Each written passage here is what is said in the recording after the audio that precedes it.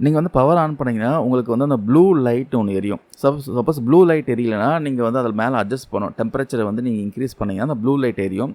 Once blue light வந்து on ஆயிருச்சுன்னா, ஒரு 15லிருந்து 20 நிமிஷத்திலேயே பார்த்தீங்கன்னா, அந்த வெதுவெதுப்பான நீர் கிடைச்சிரும். ஸோ எப்போ அந்த ப்ளூ லைட் வந்து ஆட்டோ கட் ஆஃப் ஆகுதுன்னா, 58 டெம்பரேச்சர் வந்து வாட்டர் ரீச் ஆகுறப்போ, அது ஆட்டோ கட் ஆஃப் ஆயிட்டு ரெட் கலர் லைட்டுக்கு வந்துருது.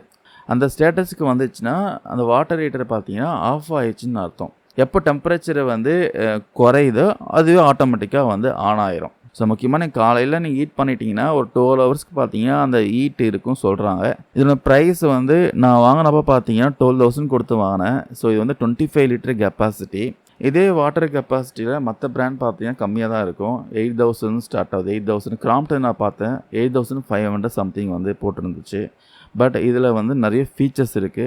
நெறைய பாதுகாப்பு ஃபெசிலிட்டி இருக்கு. முக்கியமா வந்து லைஃப் வரும்னு சொல்றாங்க.